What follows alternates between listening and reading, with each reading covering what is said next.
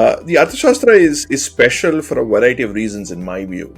It's a 3rd century BCE text written by Chanakya or Kautilya. It's broadly about 15 books, 150 chapters, 180 sections, and about 6,000 slokas. I don't think Kautilya has the answers for all our problems. Or the Arthashastra itself has answers to all our problems. It's not like a Rig Veda or Yajurveda, which gives you philosophical insights. It doesn't talk about afterlife. So basically, it's a materialistic text. So you have to view it through that prism. This brilliant quote in the text: "A king's happiness lies in the happiness of his subjects, and his welfare in the welfare of his subjects." So king's welfare doesn't consist of not what pleases him, but in what pleases his subjects. So I think this is fundamental to Kautilya's thinking. I think the entire Arthashastra is based on the welfare of the Aam Admi. Hello and welcome to another episode of Bharatvaarta. Today we have with us a very interesting topic and a very interesting person as a guest. We have Sriram Balasubramanian. He is a renowned author and an economist based in Washington, D.C. And his key areas of interest include global macroeconomics, economic trends in emerging markets, new growth models, Indic, Dharmic culture, and innate passion for the socio-economic happenings in India. He has contributed to op-eds and interviews in publications such as the New York Times, Foreign Policy, Forbes, Bloomberg, the Hindu, The Times of India, and Swaraj, amongst others. He's also authored 2 books previously.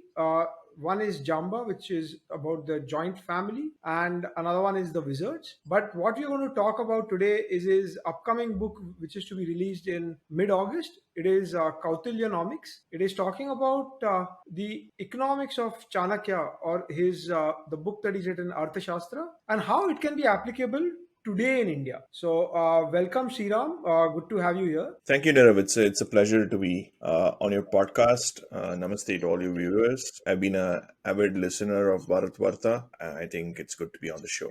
I'm glad to share details about my book, and my views are personal of mine. So, if you can you talk a bit about Arthashastra and how it is so significant in history of ancient India? If I were to say from my side, I do remember vaguely as a kid watching Chandra Prakash Dwivedi's TV series Chanakya on Doordarshan, which I don't remember much. I don't think I got much. It was just like a period drama which my parents were watching. Can you tell us something? Why is this book so significant?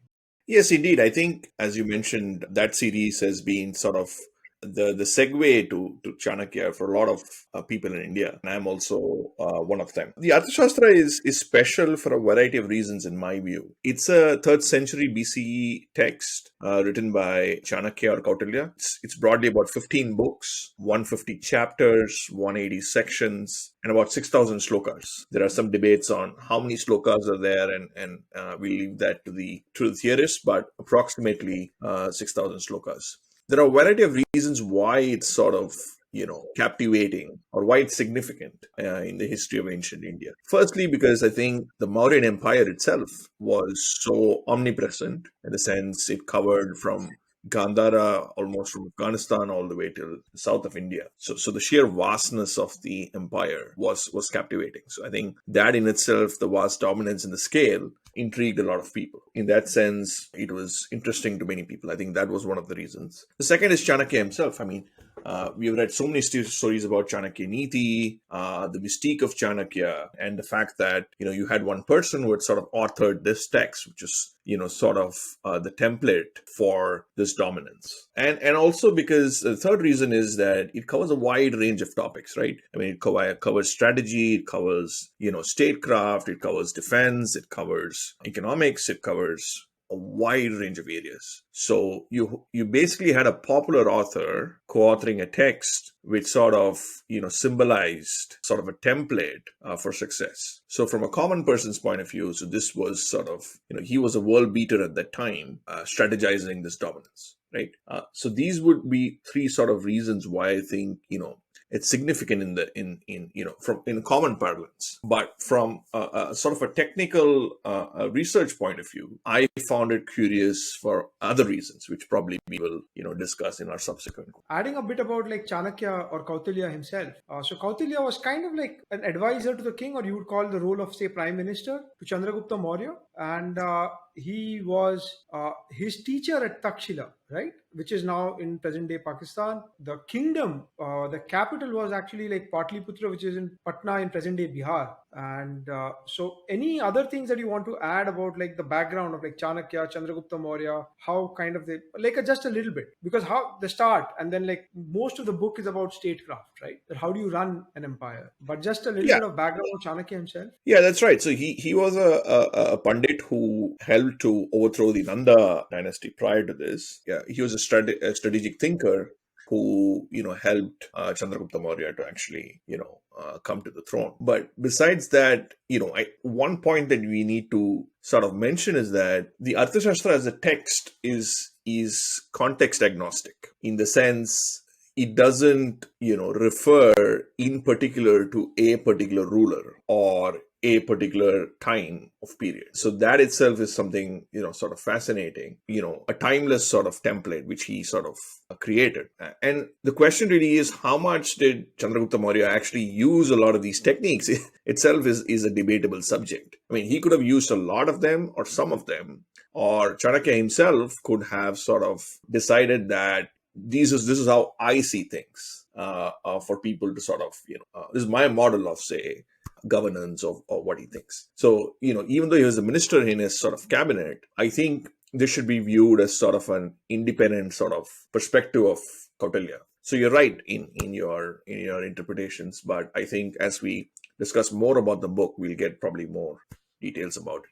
So yes, okay. So like, what kind of sparked your imagination to write this book based on Arthashastra? And yeah, like also kind of give a segue or introduction about like what do you think is you mentioned right now that it is timeless. So what parts of it do you think is like relevant for India today? So I was, studying Sanskritam part time. I mean, I sort of knew Sanskritam earlier, just Sanskrit. I mean, I call it Sanskritam because that I think is the right pronunciation. When I was, studying it, I came across this text. I had the translation by Shama Sastri, which is the 1914 translation, which is the original. Shama Sastri was the person who sort of discovered the Arthashastra in the early 19th century, and he provided a translation. I was reading through that, and it sort of fascinated me in the sense that despite the fact that it's called the Arthashastra, I didn't really find any literature that focused on the Artha part of it. You had literature focusing on the strategic elements that you spoke about. You had literature focusing on the defense elements, the Chanakya Niti, the political elements, and all that. And you had also books focusing on, say, the self-help or business self-help books, with sort of Chanakya strategies and things like that. And then you had fiction. People writing, using Chanakya and writing a lot of fiction. But what sort of bemused me was the core of the Arthashastra, the Artha.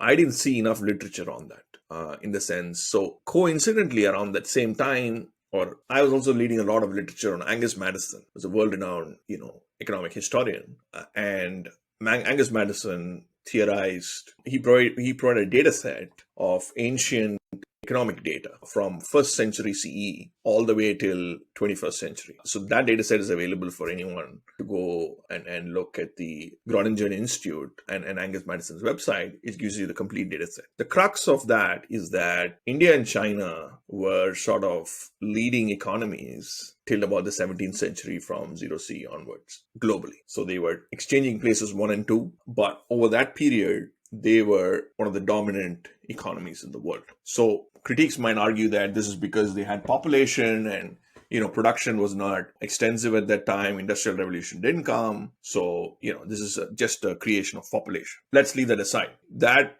I don't really agree too much to it, because there have been lots of, whether it's Columbus or whether other people who had sort of written about India and the wealth that India had during the early sort of Common Era period. I think it's suffice to sort of say that there is something right that's happening in this place, in Bharatvaarta. So my thinking was that all of this couldn't have happened without a template of an economic framework. You can't be an economic superpower without, some level of thinking which sort of set the template for that. So my intuitive understanding was that Kautilya's Arthashastra, in the early 3rd century BC, sort of provided a template for that. Kautilya himself admits the Arthashastra itself. I mean, I have a chapter in the book which talks about the Arthashastra being a compilation of ideas even much earlier, from the Ramayana, Mahabharata, and earlier eras.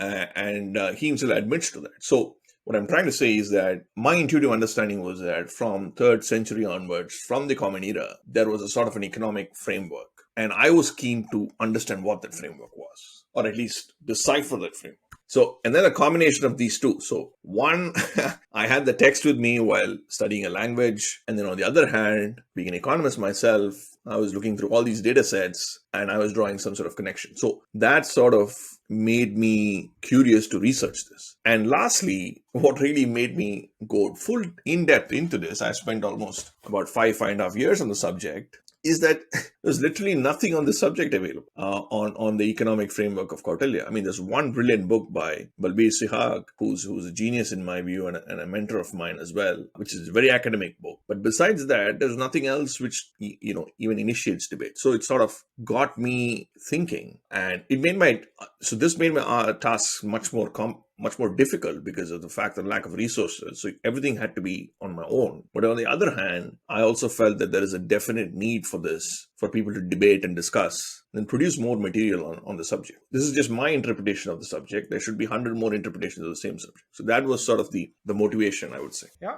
So one thing which I kind of like read in pop culture was that Kautilya in Arthashastra is the first time probably someone has used the phrase Sam Dam Dand Bhed, right? What are your kind of favorite takeaways from Kautilya? And like I want to add to it, like you mentioned like Dharmic capitalism. So how do you mix economy with culture, like a novel way of it, right? So maybe these two kind of things could speak on. So the first question is, key takeaways. I think the first takeaway is this brilliant quote in the text. The quote says, Praja sukhe sukham rajyaha, prajanam cha hite hitam. Nat preyam hitam rajyaha, prajanam tu preyam hitam. Basically, what this says is, in English, is that a king's happiness lies in the happiness of his subjects and his welfare in the welfare of his subjects. So king's welfare doesn't consist of not what pleases him, but in what pleases his subjects. So I think this is fundamental to Kautilya's thinking. I think the entire Arthashastra is based on the welfare of the Aam Admi, of people. The king is just a mere tool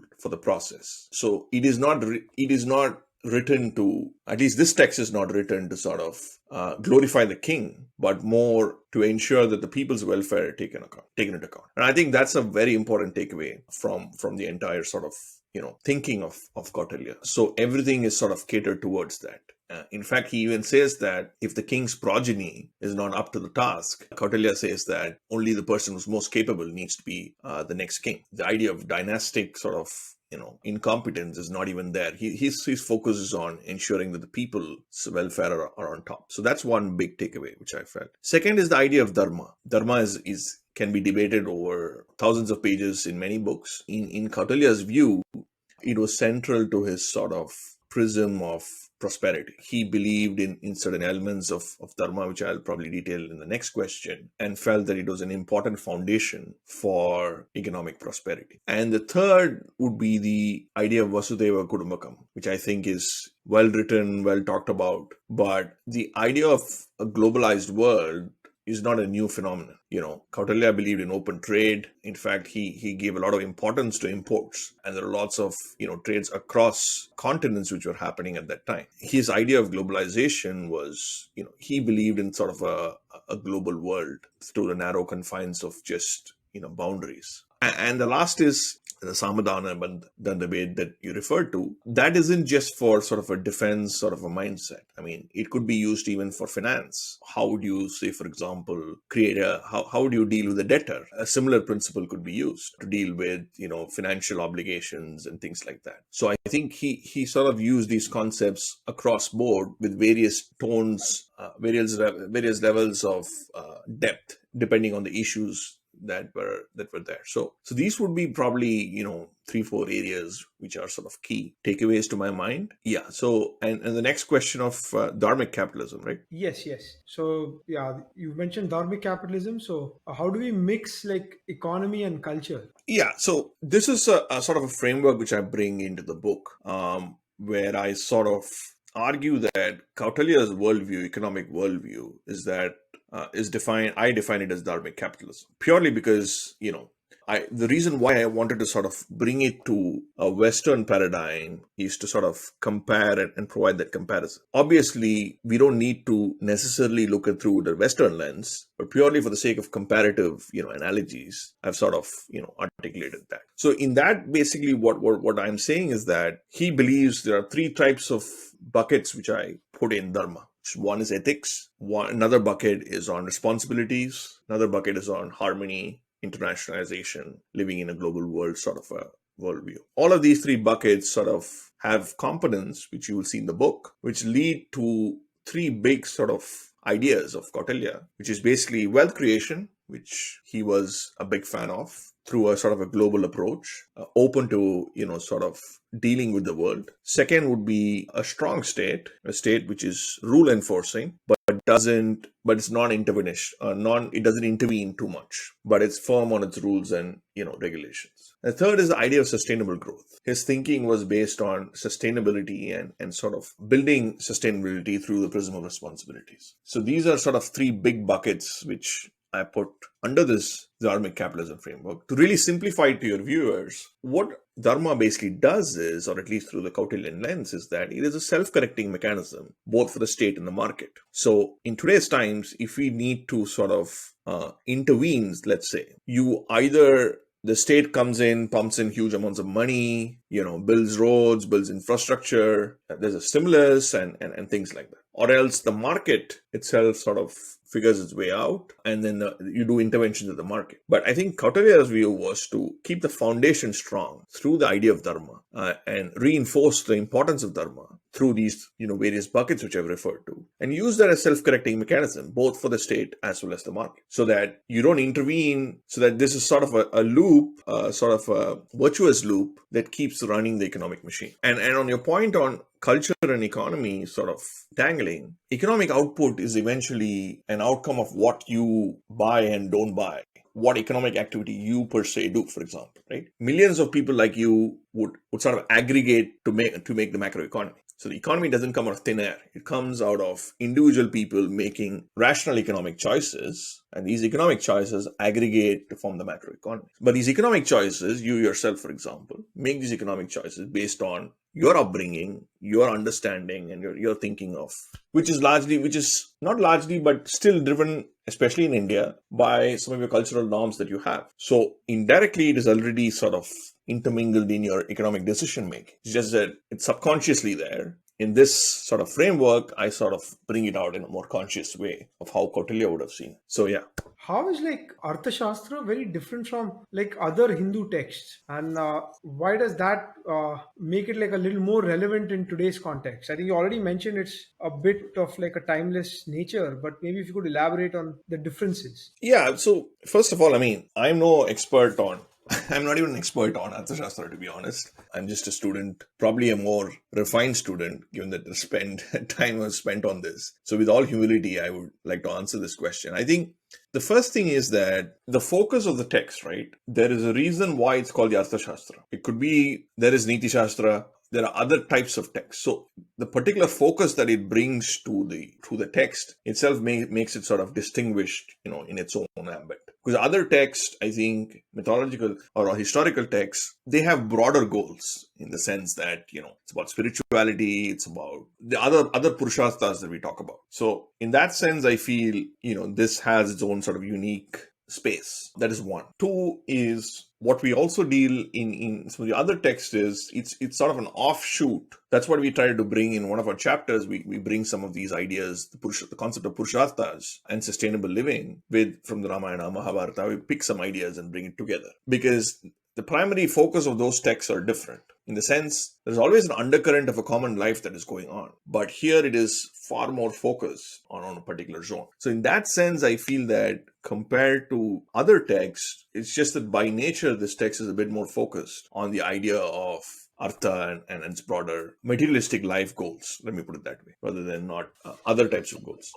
So, what impact did Arthashastra have in that time and on like ancient Indian like politics? So, probably we don't know exactly when the book was written, but or what do you think is the impact that the text had at that time? There are two parts to this, right? One is the intuitive part, which I mentioned, where purely by reading material and analyzing and getting a sense and the scale of, say, the Mauryan Empire, and the reason why this was the text given by Chanakya, Kautilya, who was instrumental in the ascent of the Mauryan Empire. That gives you a sort of a platform. But if you look at some of these ideas were there in various other places. There are inscriptions in Cambodia near in the Kamboja Desa, which is more common era Hindu kingdoms, where there are mentioning or inscriptions which refer to the Arthashastra as a sort of a template, not necessarily complete template, but there are references which inscriptions relate to the Arthashastra there as well. So I think that this has served as, people might have used various parts of this in different forms that, in subsequent sort of kingdoms and rulers in subsequent periods. But I think it's definitely sort of been a sort of benchmark, or at least a reference point for other kingdoms to pursue. And that's why I feel that, if we can find this in Kamboja Desa, it must have traveled quite a bit. My sense is this was not just for that particular time, it was sort of used more widely than what it's given credit for. So yeah, now extending this topic, right? Like we know that in the West, like the popular books, one is Adam Smith had Wealth of Nations, which talks about the economy. You had Machiavelli write The Prince, which again talks about like statecraft and like how do you manage between warring small princely states or small kingdoms. You had Sun Tzu write Art of War. Chanakya and Arthashastra also like touches upon strategy and warfare, etc. And if you look at like the Western business schools or the Western type business schools, even in India, where a lot of management jargon, case studies, everywhere these are given as reference books. And like there is not that much on Arthashastra, which is there. So anything that you would like to like draw, maybe like wide parallels or like paint differences? Yeah, that's a brilliant question.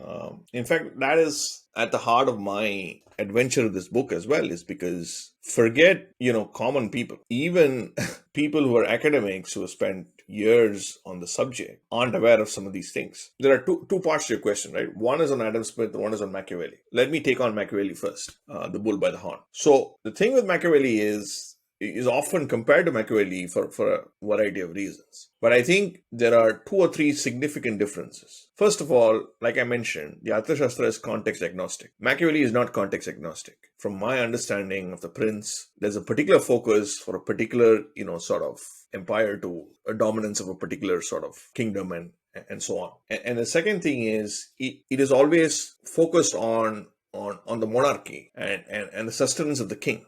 The Arthashastra as a text doesn't do that. As I mentioned earlier, the text focuses on the welfare of the people as sort of the prism of its focus. So I think there's a fundamental focus there. And the idea of economics, which I bring through this book, is very different to the idea of political niti, which is the prime focus of Machiavelli. And more often than not, this comparison is done to sort of belittle the impact of Arthashastra or Chanakya. And I think that's unfair, because you have to look at it through the prism of what the text is, and what are some of the goals related to the text. And in this particular case, looking at him as a political economist, which is what I try to attempt, I think the comparison should be along those lines. On the case of Adam Smith, I haven't really dealt much in this book on that, perhaps deliberately because that's a book by itself. But Balbir Sihag does it brilliantly in his book, which I mentioned, where he really articulates, why he feels, he was the number one, sort of the first pioneering founder of economics per se. And there's much more justification to that. I mean, a lot of the economic concepts, take the idea of minimum wage. In the United States, we talk about minimum wage for $15. Even in India, there are some debates going on urban minimum wages and rural minimum wages. Kautilya had a concept of a flexible minimum wage. He had different sort of segregations between the lower half of the needy, the middle class, and the upper sort of class. And he had varied minimum wages for some of these. So he segregated between the middle class and the lower middle class and the real poor in terms of setting some of these wages. Labor contracts. So labor contracts, for example, we talk about transparency of labor contracts between the employee and the employer. Kautilya repeatedly mentions about the need for transparency, especially for the person who's probably at the lowest end of the spectrum, where there needs to be a sort of transparent discussion between the employer and the laborer on what the goals are and what sort of a normal labor contract that we have. Other concepts, opportunity cost, for example, demand supply frameworks, law of diminishing returns, moral hazard, the idea of taxation, right? Kautilya I had given, for example, a couple of presentations, one at the Srijan Foundation and also at IIT Madras, where I sort of detailed some of these concepts, where his fundamental tax was about 1/6 of income and also profits from income. So the 1/6 tax was something that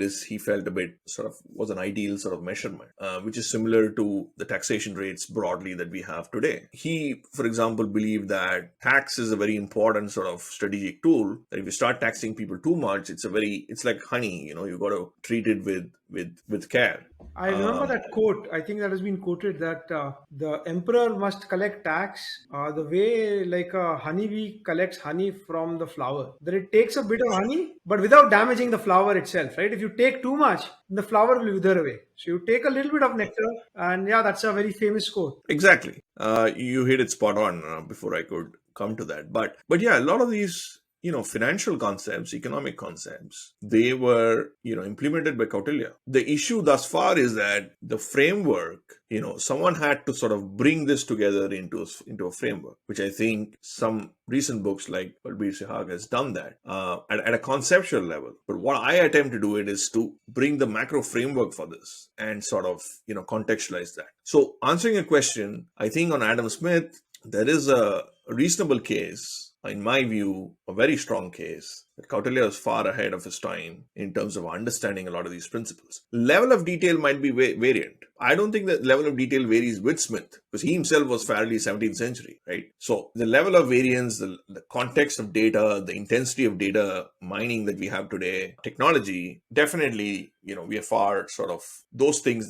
I still haven't found evidence that the complexity was that complex. I mean, the society was complex, but whether these data systems were that complex, obviously there's no evidence at the moment for that. But what I'm trying to say is that if you sort of look at the conceptual underpinning and the consistency of that thought process and the depth to which he goes in terms of, details of how some of these things need to be envisioned, I think that's on par with Smith or much ahead of Smith. The pity is that because of the way that Arthashastra text is written, it's dense, it's in Sanskritam, it is in poetic form, and you need techniques to sort of extract it, which I also refer in one of my chapters, for someone to get this out of his mind and put it together, which is what I've tried to attempt.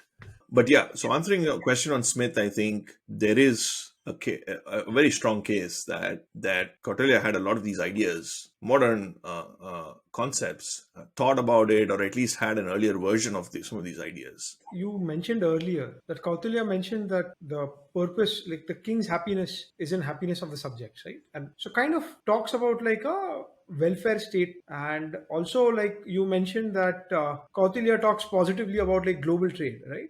I think he also probably military affairs, he spoke about like things like the enemy's enemy is your friend. Like your neighbor is your enemy because the king kind of each one is trying to expand their kingdom, but his neighbor who's on the other side is becomes your friend just by having a common enemy. If you were to look maybe from like an economic perspective, given you're an economist, right? You kind of said that he talks about like strong state, strong rule of law, open global trade. So where does it fit in versus what we have right now today is we have either the Western style, so like European, where it is, you would say like a quasi welfare state. You would say like the US is a lot more capitalistic. You would say China, for that matter, while they were like completely communist or like socialist, probably they no longer are. But the other, where like state owns everything and all resources are divided by like the bureaucrats who pass one very tough exam. So where does this kind of fit in the ancient age and like maybe in today's context, like compared to all of these? Yeah, I think that's an important question. One view is that Kautilya had sort of a socialist sort of a state, which I sort of push back in this book. In my view, that's not the case. In my view, his was a Dharmic state, a Dharmic capitalist state. So the reason why I use capitalist is because of the Western nomenclature, because his idea was a combination of some of these things that you mentioned. One, he believed in global sort of an outlook on trade, on exchange of ideas between communities, on the need for systems in place for emphasizing on trade, right? he understood price dynamics, for example. He understood that, when you're having trade, so there have been officers who try to understand price dynamics, which have been, delegated within his kingdom to sort of be aware of this. So his idea of trade was quite clear. His idea on wealth creation was also quite clear. Wealth creation was not a taboo. Wealth creation was a fairly reasonable objective for people. And he understood that aspirational class want to create wealth. And one of his major ideas is to sort of provide ease of creating wealth through a variety of actions that he has taken. And the third part is, I talk about the state, is that the reason why it's non-interventionist, it doesn't intervene, in my view, is that there are lots of these rules and regulations which are very strict. Some of them quite draconian in terms of punishments, which probably reflects the time with which he was there. But he doesn't intervene the micro aspects of the economy. So, for example, let's say there was a flourishing private sector during those times. That is, state doesn't involve itself. Private entities sort of have land and trade and things like that. There wasn't sort of restrictions on say the quantities of produce that you could produce. There wasn't restriction on, say, the quantity or the quality or the type of produce that you have to produce, which is what state planning basically is. So in that sense, I feel that it is a misnomer that people align him to a socialist state. That isn't the case. I think it is a state which is firm on its rules and regulations and has firm contours of rules and regulations, but the functioning of the economy and people is fairly a liberal sort of approach. So answering a question, I think Kautilya's Dharmic state or Dharmic capitalistic worldview is a combination of some of these ideas that you mentioned. It also tries to use different levers to move and to navigate around this framework. And the last point is on sustainable growth. I need to sort of mention that because there are lots of references in the text where he argues for the need to protect the environment, argues for the need to protect the forest, for example, using the forest, for example, as strategic tools as well, which he also does. He also believed in the role of personal responsibilities, individual responsibilities. I think that's where the Dharmic connection comes, because among the responsibilities bucket, it's so those things I articulate in the book how they firm up the sustainable growth part. So I feel that point number one is that it's a combination of a lot of these new ideas in his own sort of mind frame, with Dharma as the foundation. And secondly, I think we need to also distinguish between other elements and the economic thinking of Kautilya. If he has used, say, strategic elements for defense, for national security, and all those aspects, I don't think that sullies his view on economic framework. His economic framework, he believed that prosperity was fundamental to, political dominance. He used a set of techniques for economic prosperity, and that is primarily the focus of my, say, research. So you could have things which are contradicting from a defense point of view, for national security's point of view, but that is probably the other side of Kautilya, which I don't sort of go in. My primary focus, purely because other people have dealt with all this, is to sort of get that economic framework right. So actually now, if the RBI governor reads your book, or if the finance minister reads your book, so what are the lessons? As you mentioned, you're looking only at economics, not on defense and not on other parts of the book. What are present day lessons that could be used in India, in present day India? Yeah, I wish either of them, the book somehow reaches either of them, and will be glad to get their thoughts. But I think there are quite a few lessons. One of them is, I think, the importance of behavioral sort of instincts for individuals, right? Because most of modern issues, whether it is climate change, whether it is AI, or all say issues in the future, 10, 15 years down the line, all of them at a basic level is a behavioral issue. The state can throw all kinds of instruction, especially in a country like India, it can throw all kinds of, rules and regulations and laws and whatever it not. Unless the individual isn't aligned to that narrative, the individual is going to keep doing what he or she is going to do. It's like, for example, you take the idea of financing for the informal sector. Most of financing for the informal sector is done through informal networks. As economists, we might not agree with that for a variety of reasons, but the reality is society is structured in that way at the moment, where financing is done through these networks. So what I'm trying to say is that the individual behavioral choices determine a lot of these big objectives that policymakers are trying to achieve. Especially in a complex country like India, which is highly culturally driven, I think the Dharmic approach of Kautilya is very valuable because it purely looks at those individual elements and triggers behavioral choices through those individual elements. I think that would be something which the form and nature it takes in today's economy is different. I mean, it could be, nudges that we talk about. It could be something like a Swachh Bharat, for example. You nudge on cleanliness, people fall in line. Cleanliness provides you a platform for a clean society, and then the outcomes are multifold, which can help in various aspects of social framework. So I think if there's one thing that policymakers could take out is to understand this role of dharma and components of dharma which we use in our day-to-day lives and how they sort of act as levers for consumer choices which eventually aggregate as a macroeconomic outcomes. So one thing where one can say, like, as a criticism about like Arthashastra in today's day and age is that at that time you did not have fiat currency. So it was like all gold and silver and precious metals being used as currency, where the kingdom had seigniorage, where you could stamp the king stamp kind of said that okay, this is pure, and that's how that they could like generate money, which was worth a little more than the value of gold. And it did not have like a banking system or a services sector or as large a services sector we have. So if I were to be like devil's advocate and say that, oh, this is probably more suited for an agrarian economy or an economy where there was a lot was craftsmen making handicrafts, so a small set of like pre-industrial revolution manufacturing, right, which is more craftsmen making goods which were sold, and natural resources like mining or those kind of things, and like taxation. You got more land, more agriculture to be taxed, and that's how we made money. So where do you find that Arthashastra has any shortcomings on these parameters, that because it's a very different, or you really believe that it has a timeless quality to it? Yeah, that's a fair question, right? So that's something I make upfront again in the book, where I don't think Kautilya has the answers for all our problems. I don't think, or the Arthashastra itself has answers to all our problems. It's not like a Rig Veda or Yajurveda, which gives you philosophical insights, rituals that you need to follow. It doesn't talk about afterlife. So basically, it's a materialistic text, right? So you have to view it through that prism. There are three things which I try to achieve. First thing is to lay out a framework to say that this is how this guy has thought about the economy. This is how the structure is.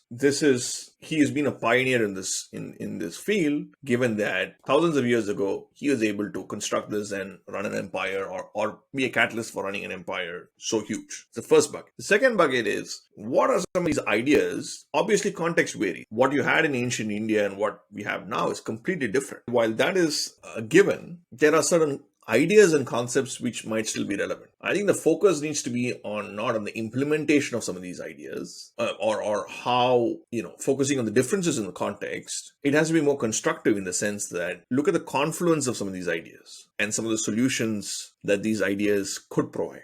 For people who think that the context is different, I'm in agreement. What I'm trying to achieve by this book is not a sort of pontification or sort of of Kautilya. That's not the point. The point is I acknowledge that Kautilya is as flawed as you or I am. But what I'm trying to say is that there are a set of ideas which is brought to the table which merits discussion. How do you want to apply to that? What context do you want to apply to that? How do you relate to today's times? Might vary. But as human beings, we are still human beings, whether it is now or whether it is 5,000 years ago. And human beings and their choices sort of determine some of these outcomes that we talk about, which is reflected in the economy. So in that sense, I think a lot of these ideas could be sort of discussed. While what you're saying is true, the context is highly variant. The amount of analytical ability that we have today is highly variant. Right? I mean, it's advanced and it's much more, we have many more tools at the moment, and the complexity is also much more complex. But I think at a framework, at a conceptual level, there are a lot of these ideas which could be used or at least discussed in today's times to see how it can be applied. Oh, absolutely. As in, I was just creating an argument for the sake of creating an argument.